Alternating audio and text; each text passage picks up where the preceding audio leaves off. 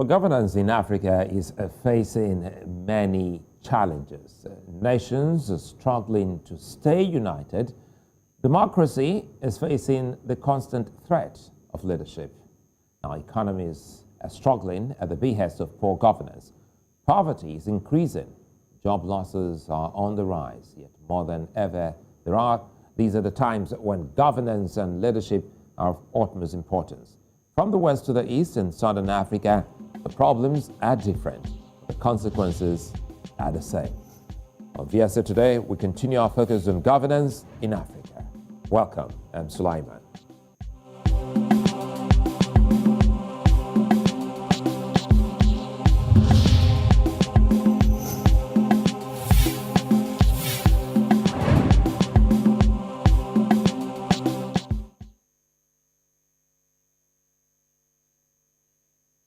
Well, the issue of governance in Africa has become a teething problem. Citizens are increasingly growing unhappy with the leaders, and the window of patience is getting gradually shut.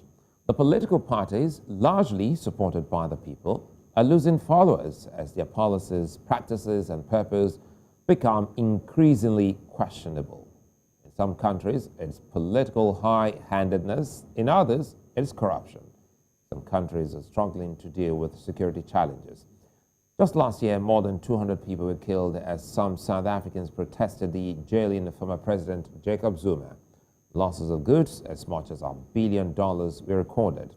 The situation again brought to the fore the role of the governed in the matters of governance. The African National Congress, the ANC, which has been at the center of South Africa's politics since 1994, lost a heavy proportion of its support during the local council elections in 2021. The people are discordant with the country's progress and policies. Raila Odinga, for the fifth time, announced his ambition to become the president of Kenya. His announcement has courted mixed reactions. Kenyans in general are not sure of where they are headed as their governance and candidates raise more questions than hope. War, elections, violence, protests, constitutional robbery, and many more problems are facing Africa. What's the solution? Where are we headed?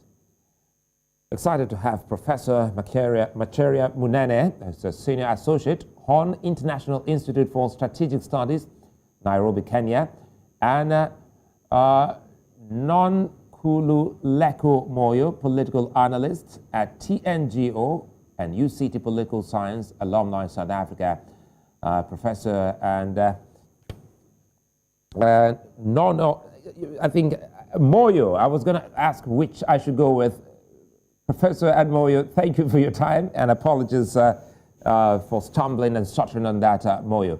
Very quickly here, let's start looking at the metrics for assessing what we call a good government on the continent. I'll start with you, Professor Munene.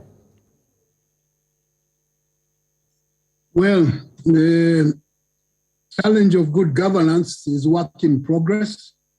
There are some countries that can be given credit for making the effort, but there are also others that have behaved in manners that are not very encouraging. So they do things that are contrary to the interests not only of their countries, but also of their people. And so when their people are suffering and not feeling good, then there is an aspect of bad governance that needs to be looked into. And because the purpose of governments is to look after the interest of the people in that particular state and to look at them in a positive way, not negative. So there are some places where there are questions to be raised and others that maybe some credit should be given for making the effort. I think among the countries that can be given a bit of credit for trying to make the effort is, of course, the new Tanzania, being led by Suluhu. She has a nice name. Suluhu is a solution. It's a good effort. It's a good effort for that sake. And but there are then those other places where we still have questions to deal with, and hope that those are things of the past, that the future, the year that we have started, there will be some improvement in the way some governments behave towards their people and their countries. Well, Professor Munene, I think it's a fine way to start off the show by also letting us in that, well, there are places where we'll give, thumbs up and some places where we give some knocks. Now, let me bring in Moyo here and quickly. Moyo, we've seen how the continent is going and how its youthful population is driving policies and actions across the continent. Let us in on what you think about Africa's youthful population and the promise it holds in changing their different countries and ultimately the continent. Thank you for that. So I want to jump in quickly on the previous question on what the metrics would use, because it's going to be very relevant for the youth. Now, if we're thinking, and this is a very controversial line, that liberation struggle, liberation movements, and liberation leaders, when countries transitioned into their new democratic dispensation or post their colonial leadership, is a good qualifier for who gets to lead and where in Africa. The issue with thinking about today's crises is there are more and more young people who are not as tied to the ideals, the hopes, and even the imagination that existed at the time that these countries were stepping into liberal territory. So now what you are thinking about is young people who have serious needs, job crises, and are more connected to a global world that has set new standards and new demands for citizens and their relationship with the government. So when you are thinking about young people, you almost have to instantly imagine that there is a new front, a new wave of a political need which will create crisis, and then there has to be different political provisions put in place to be able to cope. So if we're thinking about coups and military coups, the same way we thought about them in the 60s and the 80s, unfortunately, we will not be able to resolve the current crises that you're seeing happen in different points, whether it's Libya or Mali or Ethiopia. You're going to constantly face lacking contributions to the situation. So young people are definitely bringing in new questions, and the questions of provision, mobility, accessibility, financial security are on top of the list. Well, Moyo, I'll come back to you. Professor Munene will help us here with ideologies. He's been working on so many things about the continent, and the last time we spoke, we tried to talk about ideologies of different African leaders, past and present. Gauging what we have seen across the continent, from east to south and even west of the continent, Professor Munene, do you think there is a shift in ideologies, by what, kind of movement we're looking at, just trying to understand the political terrain? I don't think there's much shift in terms of ideology. And there also appears not to be very much clarity as to what ideologies we are talking about. And it is also doubtful whether the leadership, people in leadership, have any ideology apart from being in office and surviving and ensuring that nobody else comes close to the center of power. The ideology in terms of the ordinary people think about is not very clear. Not the way it was some times ago in the 60s and the 70s. You could see clearly people were trying to espouse a particular ideological position. Currently, it's kind of difficult to say this is an ideological angle. This is what this one stands for. Of course, there is attempt. The president of Kenya tries very hard to promote Pan-Africanism, a revival of Pan-Africanism as an acceptable continental ideology. Unfortunately, there are not very many takers to that kind of thinking. We do have a challenge across the continent of the survival instinct. And like last year, we saw we had a problem in some countries just that were seen to be doing well for some reason, and they start plummeting downwards instead of going upwards. The classic example of this is Ethiopia.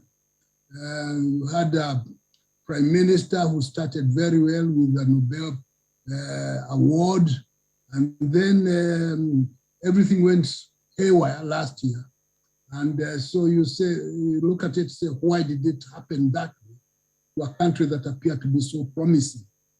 And you look at other places. Of course, you don't want to talk too much about Sudan, which is in a total mess right now. Keep on shifting prime ministers on, and the military and the civilians can't agree on how to run the show. Not to mention the interest of the big powers, the extracontinental forces that would like to have an input in what is happening. Even when you look at Southern Africa, it has some of these rufflings of feathers that are worrying to the extent that we wonder what is going on. And on top of all these things, we do have a global problem of the coronavirus that has been devastating many countries in a way that was not expected. And there is also, of course, some power play in this thing. We saw a very strange development in Southern Africa. In Southern Africa, the scientists identified the Omicron variant of coronavirus. And then the countries that already had Omicron itself started putting sanctions on the African countries for just saying that we have identified the disease. It showed something, a dissonance in the international arena, and the manifestation of continuing racism in the way you operate things. I think a little later they corrected it a little bit, and because it was so blatant that they had to be called out, and they kind of withdrew. But these are some of the concerns that come up. And can you say that there is an ideological angle to any of these things? Very hard to say so. There may be one or two people trying to sound ideological, but they're not making a very good job of it. Well, I think somehow, Professor Munene, you've been able to establish something which is very key here, talking about the audacity, the audacious, move by African leaders and some world leaders who were, greatly concerned about that outright ban or blanket against the continent on the discovery of the Omicron variant. Now, quickly, let me bring in Moyo. Moyo, let's talk about grassroots democracy. And we saw that in South Africa, where about 30%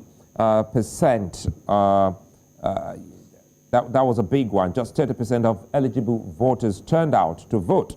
So let us in what this means, to the belief of the people in their leaders.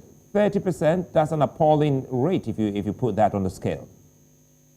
Well, interestingly, we would have recorded a decline in certain individuals showing up to the polls, and also with more younger people actually being eligible to vote. There was also shorter numbers than what was anticipated. So we're thinking about people who actually registered to vote, did not show up, or those who did not even take on the responsibility to elect the president.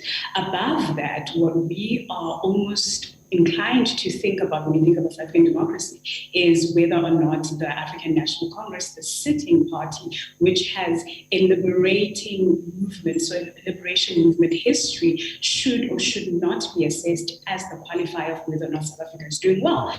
If you speak to the average person, what you soon realize is when you talk of South Africa, you have to constantly negotiate the fact that it is a settler colony, meaning that when the colonial era ended, we had a situation where there was a white minority that remained. Now, when you think about resources, development, and all of the functional parts of the economy, again, because we are settler colony with previous histories of the country being run in a certain predicament, you have the white population minority running most sectors of society, and the Black majority almost being subservient. So they are the minor workers, the hard laborers on all of those parts of society. So what we're looking at the polls currently is just a reaction reaction of South Africans to their apathy towards the leading party, which has really done a lot of harm in continuing to grow a minority within the Black majority of people who are directly gaining from state resources. These are people who are able to bid for tenders, to get government deals, to service parastatals, to sit on boards and financially benefit as a Black minority.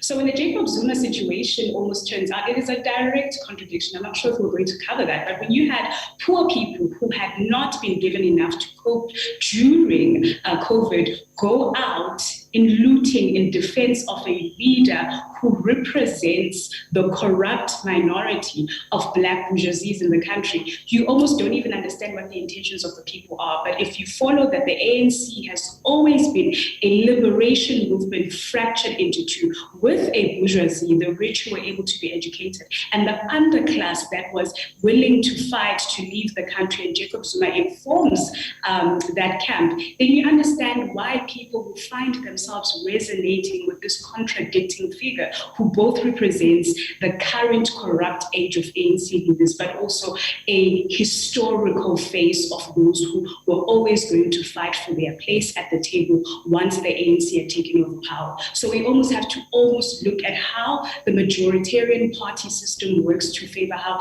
a democracy then represents the performance of the leading political party, whereas the people's views and their emotions are almost tied to other developing, whether or not they're able to get service provision. We've had, since 2007, a rampage of protests across the country. So are people happy with the ANC? Not at all. Are people happy with having a democracy? Who is to say? But certainly people know what they need and they know how to cry out when they do not get those services met. And we have to see how the economy performs, how people are able to recover financially to determine whether or not the democracy or the ANC in power under the democratic dispensation is going to survive the current outrage that we have seen, especially in relation to former President Jacob Zuma's arrest and the subsequent social unrest that happened. So very interesting times, but we should really focus on who we imagine is currently a representative of what a democracy being a success is or not.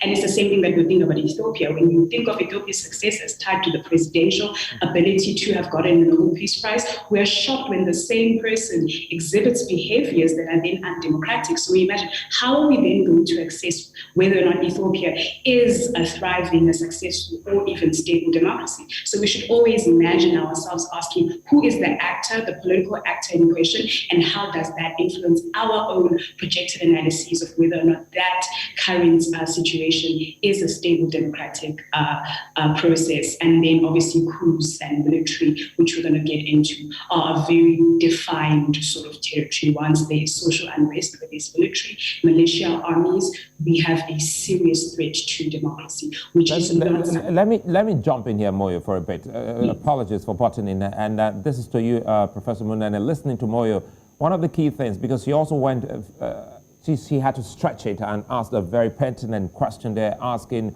who is our representative. Now, we're going into grassroots development here, grassroots governance. And typically, if you go to Kenya, that is another area where they have a very strong force. The county's election, as against what we saw in Nigeria. How can Africans not make the same mistake Nigerians have made, to the extent that council elections or grassroots elections are not, boisterous or fantastic anymore, as we have seen in South Africa and Kenya? Well, elections are opportunities for people to say what they would prefer and who they would like to govern. The unfortunate part is that the people elected or candidates are not always very honorable. So they do not adhere to the principles of elections. So the fact that people will create reasons for rejecting the will of the people. And that is assuming that the will of the people is reflected in the ballot. Those people who then try to negate that, then make it very difficult for the populace to feel represented. And it puts a big question mark on democracy as such. Of course, many of the countries are not democratic. They are more republican than democratic by nature, because representative governments are the Republican ones. Democracies are not very many, although they call themselves democracies. So the possibility of instilling in potential leaders to be honest to their constitutions, to their promises, would be one way of moving in the right direction. At present, the feeling generally is that politicians are not to be trusted. Well, anyway, I think we also should also bring in this quickly here, and I want you to start off with this before I come. I lost you for a bit there, and I thought you were done. Apologies. Okay. Yeah. No. Well, I think I was talking about democracy as being fluid, and people not having the same understanding of what that democracy is supposed to be. And if they do not have the same understanding, whether they are the leaders to be elected or the voters who are putting them there, the motives behind each of them is one of the challenges that we face as a continent. And then very unfortunately, in many of our countries, we have not had good leaders who believe in the constitutions that they swear in to uphold, and they keep on maneuvering to figure out how to subvert the very agreement. And for that reason, the impression that the leadership may be trying to subvert the essence of republicanism then creates dissonance and room for grumblings and potential upheavals. And so you have the makings of uprisings, because uprisings come up when the perception of unfairness on the part of the leadership becomes magnified. Then people think that they have no choice but to do something alternative to the norm. And when people are pushed to the point of doing the alternative, then we have a problem in a lot of places. So democracy is fluid, partly because of the leaders we have not behaved very honorably in many places. Not all, but in many places. And has Professor Munene, has Africa been able to harness the roles of traditional institutions in governance? There is a lot of talk about harnessing traditional, the term used most of the time is traditional methods of dealing with crises or conflicts, rather than some of the techniques that were brought in under colonialism, because one of the main things that colonialism did was to reorganize everything and throw away the African institutions and create new organs that were supposed to be followed. And some of those new organs have not worked very well. So there's been a lot of talk of going back to better ways of dealing with the challenges that do arise. And I think it was in Mozambique, they tried to figure out how do they deal with the conflict that they had come out of. And I think some of them thought that the best way is do the best you can to forget it, or not deal with, not talk about it too much. And in Rwanda, you had said, let's talk about it. And the Gachacha court system. And there are always these appeals. Even in Kenya, you have some people say, how do we deal with the elections? Let's reach some consensus of the elders, particularly some parts of the country. So elders who agree on a particular person, and then that one becomes accepted as a democratic way. So there is that appeal across the board that other than the methods and the information and the instructions given in the universities that most of us have gone in, attended, we look for something different and maybe it will work. And this is, if I may say, one of the tragedies in the African continent is that it has had excessive advice from the former colonial masters on how to run their own affairs. And when they get that advice, it is not necessarily in the interest of the country concerned, because it's supposed to serve the interest of the advice giver. And we have a number of instances when that has been the case, that really people with bad intentions are sent to Africa to give advice, and then they go and say some strange things. So that in itself is something that the African countries need to deal with, how to deal with or examine the sort of advice they get from these donors or the aid peddlers. So if the aid peddlers are going to be saying, do this, you need to ask yourself, what's in it for them? And they should not tell us. Certainly not that. We'll come back and we'll stretch that. Let me bring in Moyo before we go on a break. And Moyo, I know you have your own idea to some of the key questions I've just asked Professor Munene. And it also exists in South Africa, the traditional institution. And as Africans, we hold these institutions, but somehow their role haven't actually been so spelled out in some of the statutes of some of the African countries. Let us in on your thoughts on that. Could you call them again? Because I think I want to do a bit of some of the work that I do in language, linguistics, and political imaginations. We said they're traditional what? I want you to use the reference again. What was it? The traditional councils, right? So a good example for that. So I think we're using an outdated reference, an idea which no longer services what we're trying to study or observe, and that's why we don't come out with answers that can help. A good idea to think about that is the situation in Swaziland. So Swaziland, as we know, experienced early on this year and before that, a youth uprising which was against Tinkundla. So Tinkundla is what we would consider the cultural or traditional constitution of the political process.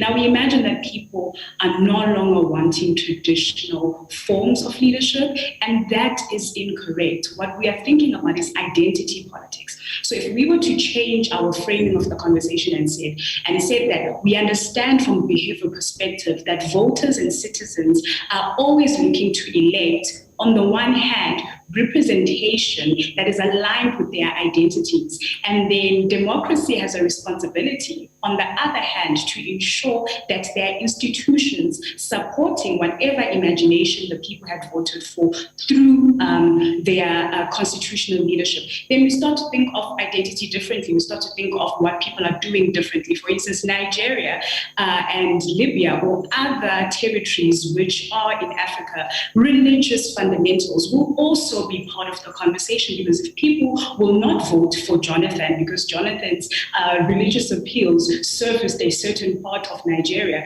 but would vote for Buhari, when Buhari no longer services the people who aim to benefit from putting him in power, that is when you have internal conflicts such as militia and coups, because people are not going to wait for the next election. So people aren't voting out or aren't moving against traditional institutions of negotiating power in Africa. In fact, people are saying, and mostly young people are saying, that they no longer identify with the ways in which they are managed, imagined, and also the ways in which they are catered for in that society. So it becomes a winners-losers game, because the people, if we imagine the citizens as thinking beings, are trying to secure their best benefits. So whatever historical conditions has caused certain divisions in that country, it will have more power than you imagine that it is some kind of rejection of traditional models and more modern models of democracy. No, people are voting for their interests. It's an identity question and not a traditional into modern forms of democracy question. And even in Swaziland, when you think, well, that is quite a traditional society, so it must be a modern question. No, young people are saying the Tinkula system no longer fits how you imagine that the monarchy is servicing our identities, because we want more. If we see the current prime minister's daughters and the king's children living a lavish lives, and we're not getting jobs and we're not catered for in the economy, we want to be able to negotiate power on our own terms and elect our own leadership into the central governing bodies. And that question might seem like the same thing, but it is quite nuanced if you call it identity crisis, as in the crisis of people trying to elect or align themselves with the leadership that's going to secure their benefits, versus thinking about people moving away from an old traditional model to a new model, because people will always see themselves in reflection to the ways in which their identities are manifested and constantly transformed by the society that they exist in. So nobody is stuck in a traditional past or trying to move from the past. People are just trying to secure their benefits, and they will negotiate in and out. Sorry again to butt in there. We'll talk more about the benefits and also talk about the coups, because Professor Munene talked about uprising, and we'll weigh in looking at some countries that have experienced some coups on the continent. That's when we return.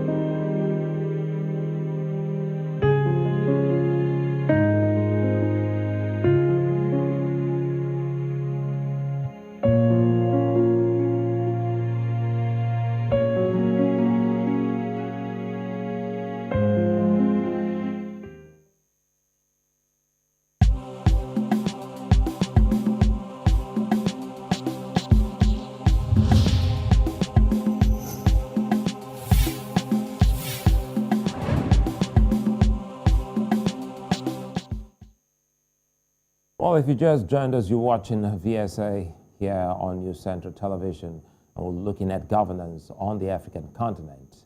And specifically, before we went on the break, we're talking about grassroots governance, which is increasingly getting poorer in Africa, and the perception of governments is also as well taking a hit. Ghana has continuously stood out as a country with an exemplary democracy, but it hasn't come without challenges. Some Ghanaians are less than impressed with the practices and policies of the government of the day, with protests held in 2021. In countries like Chad, there's the expectation of an election after the country's age-long leader, Idris Deby, was killed by the adversaries he battered all through his tenure. Senegalese are also growing increasingly discontent with President Macky Sall. It is believed that Senegal is facing its most dangerous threats to democracy yet under Sall. I have with me Professor Munene and Moyo with looking at some of the key things. It's our home run here. Let me quickly start by talking about some of those other things we haven't touched on, Professor Munene, with coups seen in Guinea and Mali and Chad in recent times. Do you think that these coups are capable of, taking these countries and any other country thinking of such further down the ladder? By their very nature, coups tend to underdevelop the place. There are very few that can be said move the other way to the better. but generally they tend to bring the countries further down from where they were and not to improve.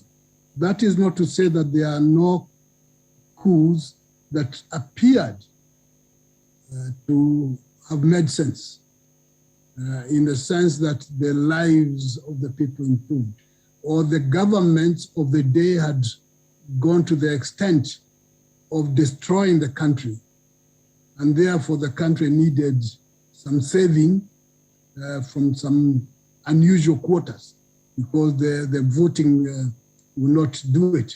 But in general, the coups tend to bring down the countries because there is no progress that can be made when there is chaos.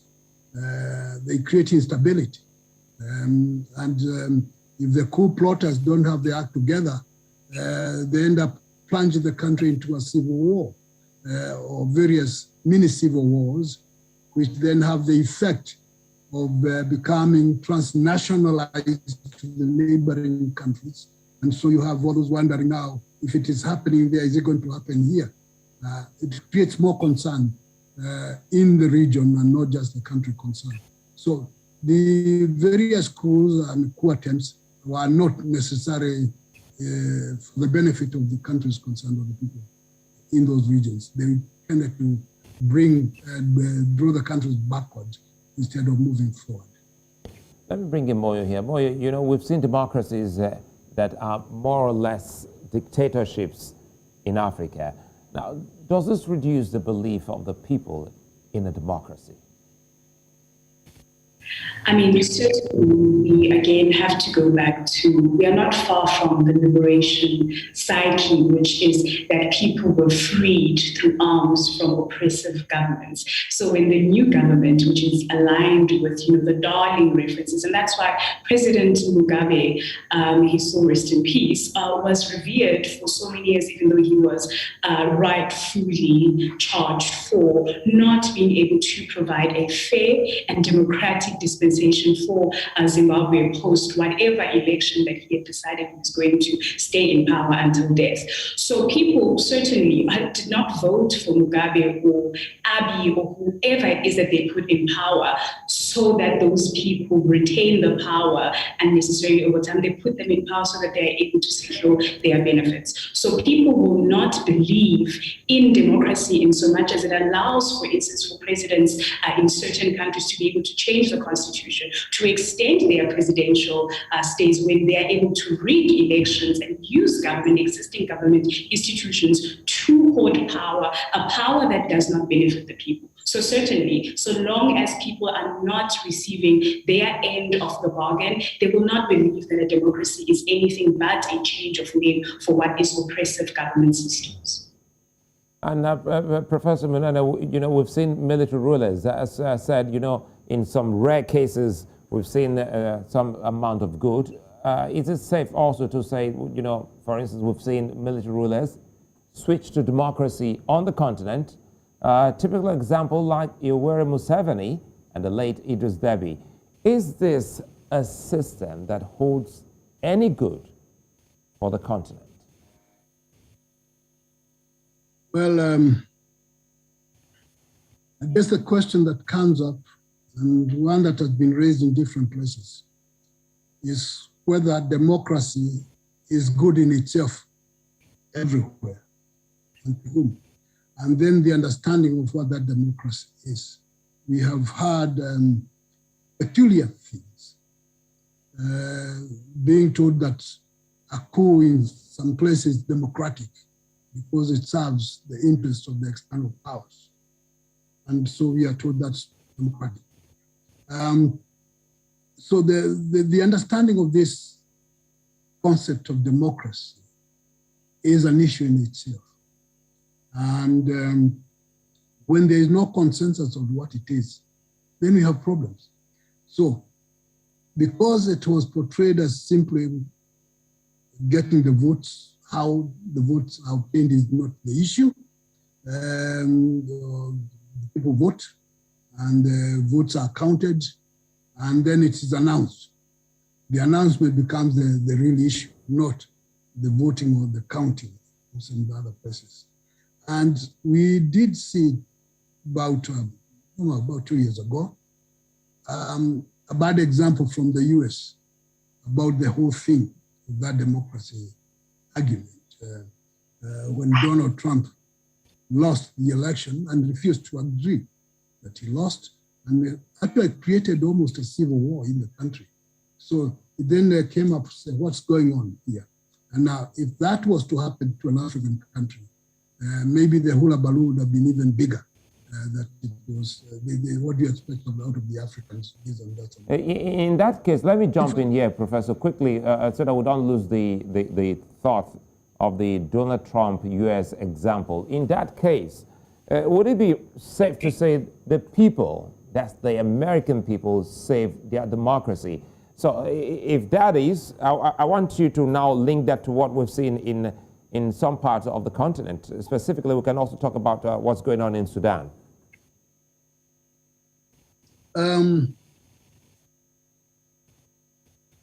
See, then, the United States as a global power, which trumpets itself as the exemplary of democracy, does not believe in democracy as such. Its constitution made it very clear that it did not believe in democracy. The framers of that document made it very clear. Now, when that example is seen that way, then it becomes a big issue. How can you lecture somebody else when the evidence is that you really are having problems understanding what it is that you are saying to yourself and to other people? Now, the issue of Sudan, a lot of problems inside there from the time of al-Bashir. But Sudan was not simply an issue of the Sudanese alone. It appeared to be more an international problem in Sudan and how to deal with it. The fact that you had a president who was indicted, and then you had some effort to sanitize him later. And then once that didn't work, then some engineering, and you bring in somebody from the international institutions to be the prime minister, and now the prime minister has resigned. He had been uncomfortable with the general.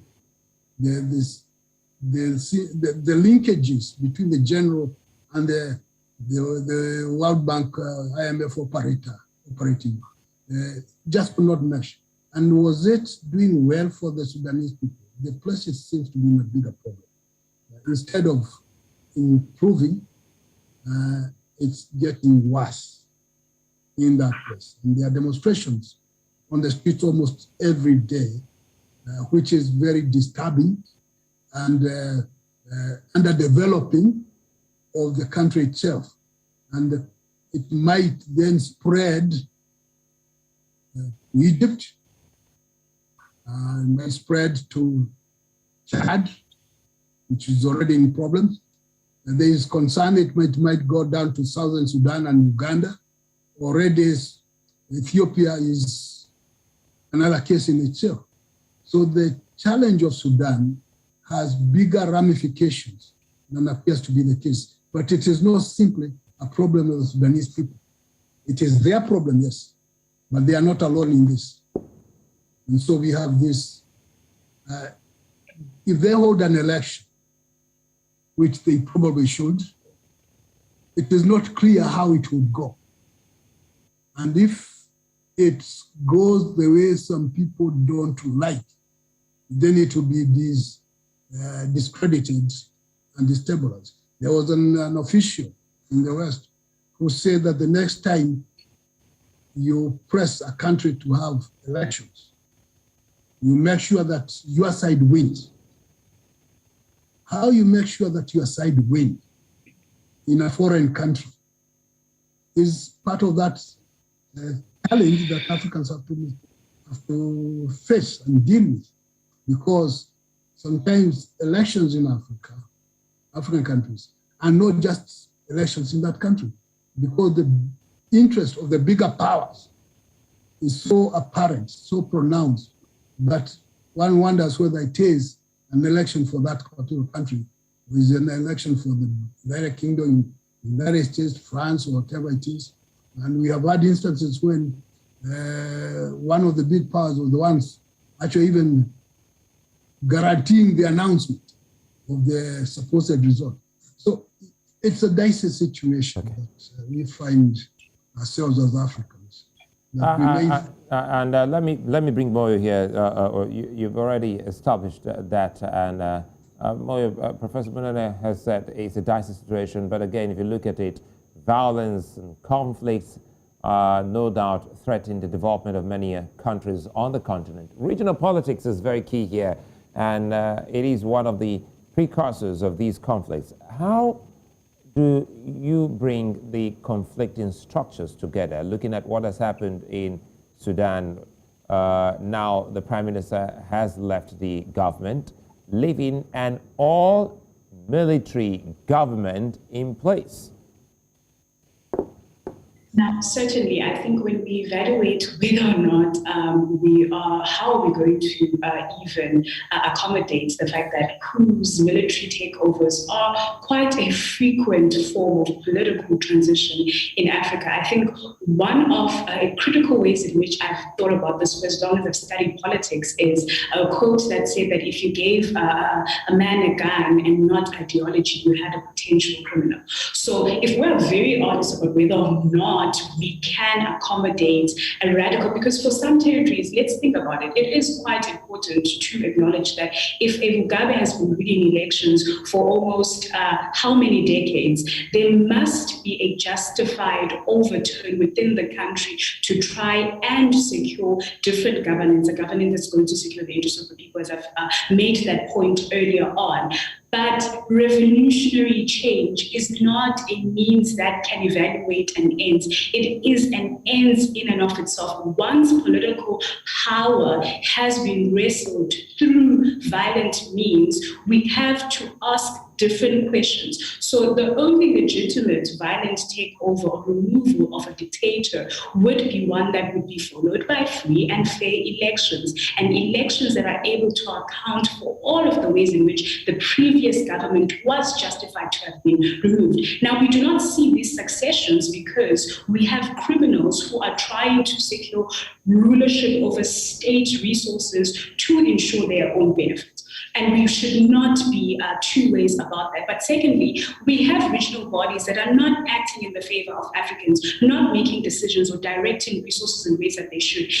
2020, surprisingly, was the deadline for silencing the guns for the AU. Do you want to guess what the report looked like? I could give you a good idea. I was one of the people that were compiling a semi-report for the GMAC, for the Secretariat, and I could not put a single page together on what had been done to support the movement to take away arms from young Sudanese, young Ghanaians, and all of the, because there are countries like Nigeria and Niger that have a lot of illicit arms, which then facilitate the ability for it to be easy for these violent takeovers of military to be the way of political negotiation of power, which is something that we should not embrace. But in the instance where it is necessary, then all of those coups would be followed by legitimate structures of power and successions that are able to make the lives of the people better.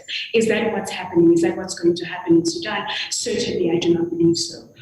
So our assessment must continuously question the motives of the political process, but also whether or not these processes should come with more than what we assess them to offer us. It's not about a new government. It's about whether or not you are able to provide for the imagination and the needs of the people who are seeking for that change, should it even be justified by the masses and not simple militia that has elevated. And a funny example is the M23. You know, the situation with Kabila and the General Gabriel, it was a shocking thing to see a statesman actually be in charge of arming people who were then going to defeat the stable governance in certain parts of the country. That tells you a lot about how much trust and what the source for the push for the change is, and whether or not that change is then going to see a successful democracy, which is always going to be one that centers the people, their needs, the growth of the economy, and other imaginations that would have been